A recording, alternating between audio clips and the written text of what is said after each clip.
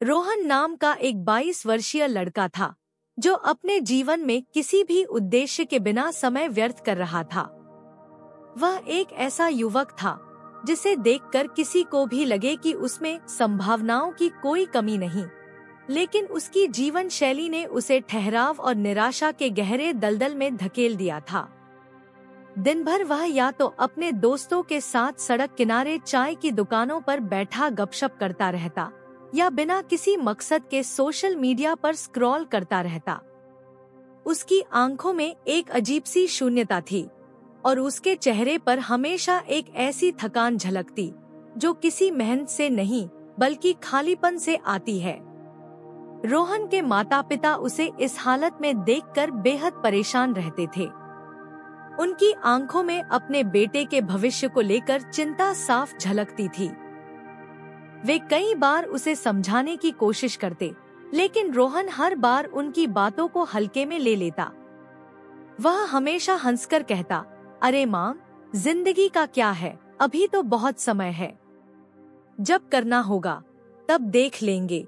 लेकिन उसकी इस बात के पीछे एक अनकही बेचैनी थी जिसे शायद वह खुद भी समझ नहीं पाता था। धीरे धीरे रोहन की आदतें उसकी सेहत और मानसिक स्थिति पर बुरा असर डालने लगी। उसका शरीर कमजोर हो गया था और उसकी आंखों के नीचे गहरे काले घेरे पड़ गए थे। जब वह आईने में खुद को देखता तो उसे अपना अक्स अजनबी सा लगता। कभी कभी रात को वह अकेले बैठकर सोचता कि आखिर उसकी जिंदगी का मकसद क्या है, लेकिन हर बार वह खुद को इस सवाल का जवाब देने में असमर्थ पाता। उसके दोस्त भी अब उसे लेकर मजाक बनाने लगे थे। एक दिन जब वे सभी सड़क किनारे चाय की दुकान पर बैठे थे, उसके एक दोस्त ने हंसते हुए कहा, अरे रोहन, तुम्हारा क्या होगा यार, ऐसे ही खाली बैठे रहोगे तो एक दिन इस चाय की दुकान के स्थायी ग्राहक बन जाओगे। यह सुनकर रोहन के चेहरे पर एक क्षण के लिए हल्की उदासी झलक पड़ी। उसने जबरन मुस्कान के साथ मजाक में बात को टाल दिया, लेकिन उसके दिल में यह बात कहीं गहराई तक चुभ गई। वह खुद से पूछने लगा, क्या सच में मेरी जिंदगी का यही हश्र होगा? एक सुबह जब सूरज धीरे धीरे पूरब से उग रहा था और नगर के लोग अपने अपने कामों में व्यस्त हो रहे थे, रोहन ने सोचा कि वह थोड़ा टहलने जाएगा। उसे यह उम्मीद नहीं थी कि यह साधारण सा निर्णय उसके जीवन में एक बड़ी क्रांति का कारण बनेगा। बिना किसी लक्ष्य के चलते चलते वह नगर के बाहर स्थित एक पुराने बौद्ध मठ तक पहुंच गया।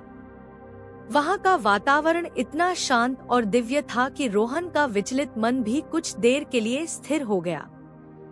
चारों ओर हरियाली, ताजगी भरी हवा और पक्षियों की चहचहाहट ने जैसे उसके मन के बोझ को हल्का कर दिया। मठ के पास एक बड़ा सा बोधि वृक्ष था जिसके नीचे एक वृद्ध बौद्ध भिक्षु ध्यान में मग्न बैठे थे। उनका चेहरा तेजस्वी था और उनकी उपस्थिति में एक विशेष आभा थी जो किसी को भी अपनी ओर आकर्षित कर सकती थी। रोहन ने उन्हें कुछ देर तक देखा और फिर धीरे धीरे उनके पास जाकर बैठ गया। भिक्षु ने अपनी आंखें खोली और रोहन की ओर देखा। उनकी आंखों में एक गहरी करुणा थी, जैसे वे बिना कुछ पूछे ही उसकी व्यथा समझ गए हों। भिक्षु ने बड़े प्यार से पूछा, वत्स, क्या तुम किसी परेशानी में हो? तुम मुझे बहुत विचलित और असंतोषी लगते हो। रोहन, जो अब तक अपने दिल की बात किसी से साझा नहीं कर पाया था, अचानक भावुक हो गया। उसकी आंखों में आंसू आ गए और उसने धीमे स्वर में कहा, स्वामी जी, मेरे जीवन में कोई उद्देश्य नहीं है। मैं हमेशा खाली बैठा रहता हूँ और मुझे समझ नहीं आता कि मुझे क्या करना चाहिए। मेरे पास ना तो कोई सपना है और ना ही किसी चीज के लिए प्रेरणा। भिक्षु ने कुछ पल तक रोहन को ध्यान से देखा। उनकी आंखों में कोई आलोचना नहीं थी, सिर्फ सहानुभूति थी।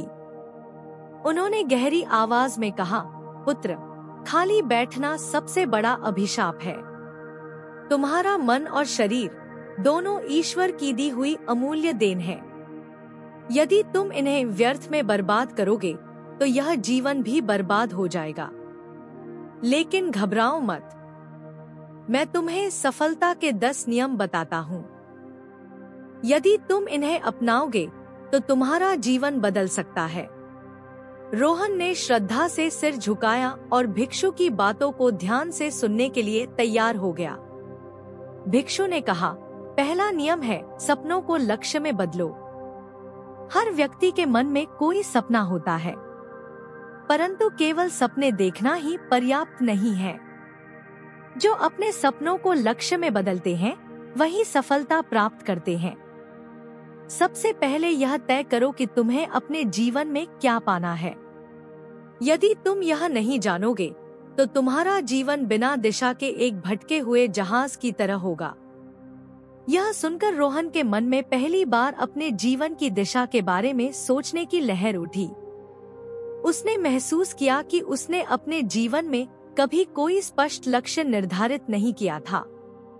भिक्षु ने आगे कहा, दूसरा नियम है समय का सही उपयोग करो। संसार में समय सबसे मूल्यवान चीज है। यदि तुम समय को बर्बाद करते हो तो यह कभी लौट कर नहीं आता। जो व्यक्ति समय की कदर नहीं करता उसे जीवन में सफलता नहीं मिलती। हर क्षण को एक अवसर की तरह देखो और उसका सदुपयोग करो। रोहन को यह बात बहुत गहरी लगी। उसे याद आया कि उसने कितने घंटे बिना किसी उद्देश्य के सोशल मीडिया पर बिताए थे। उसने मन ही मन सोचा, कितना समय मैंने बर्बाद किया है, लेकिन अब मुझे इसे बदलना होगा। भिक्षु ने फिर कहा, तीसरा नियम है ध्यान और एकाग्रता को अपनाओ। ध्यान वह साधन है जो तुम्हारे विचलित मन को एकाग्र करता है। यदि तुम प्रतिदिन ध्यान करोगे तो तुम्हारा मन शांत होगा और तुम्हारी एकाग्रता बढ़ेगी। उन्होंने एक बोधक घटना सुनाई जिसमें एक साधक ने ध्यान के माध्यम से अपने जीवन को बदल दिया था। रोहन को लगा कि यह नियम उसके लिए बहुत आवश्यक है, क्योंकि उसका मन हमेशा किसी न किसी व्यर्थ की चिंता में उलझा रहता था। भिक्षु ने आगे कहा, चौथा नियम है छोटी छोटी आदतें विकसित करो। हर बड़ा परिवर्तन छोटी छोटी आदतों से शुरू होता है। तुम हर दिन एक नई सकारात्मक आदत अपनाने की कोशिश करो, जैसे सुबह जल्दी उठना, पढ़ाई करना या व्यायाम करना। लगातार छोटे छोटे सुधार तुम्हें महान उपलब्धियों तक ले जाएंगे। रोहन ने महसूस किया कि वह कभी अनुशासन में नहीं रहा। उसने सोचा कि अगर वह अपनी आदतें सुधारना शुरू कर दे तो शायद उसका जीवन भी बेहतर हो सकता है। भिक्षु ने गंभीरता से कहा, पांचवा नियम है स्वास्थ्य का ध्यान रखो। एक स्वस्थ शरीर में ही स्वस्थ मन का निवास होता है। यदि तुम अपने शरीर का ध्यान नहीं रखोगे तो तुम्हें सफलता प्राप्त करने में कठिनाई होगी। तुम व्यायाम करो, पौष्टिक आहार लो और अपनी दिनचर्या में संतुलन बनाए रखो। स्वास्थ्य ही सबसे बड़ी पूंजी है। रोहन को यह सुनकर अपने कमजोर शरीर का ख्याल आया। उसने फैसला किया कि वह अपने शरीर को मजबूत बनाने के लिए हर दिन व्यायाम करेगा। भिक्षु ने कहा, छठा नियम है सकारात्मक सोच रखो। यदि तुम अपने जीवन में सकारात्मक सोच अपनाओगे तो तुम्हें हर परिस्थिति में अच्छा देखने की आदत हो जाएगी।